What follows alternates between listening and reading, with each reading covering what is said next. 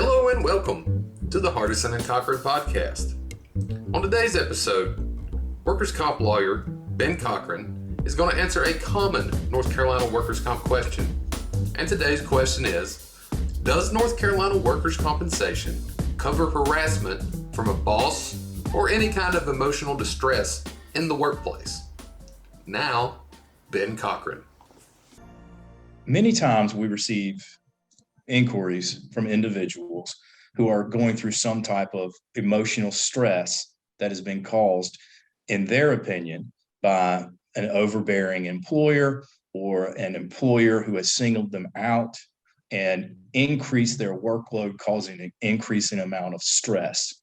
And so they are indicating that is the relationship between the supervisor and themselves that has caused them to have anxiety and increased stress.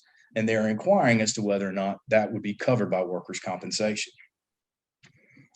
In North Carolina, more likely than not, that is not going to be a compensable workers' compensation claim.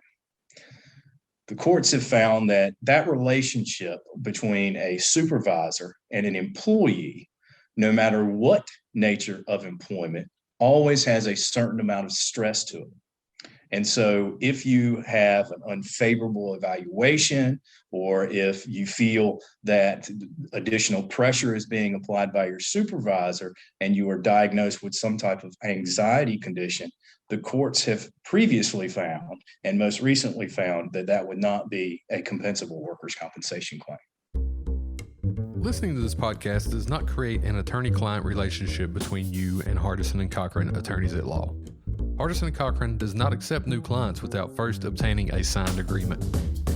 The information shared in this podcast is for information purposes and should not be intended or taken as legal advice as to yours or anyone else's legal matter.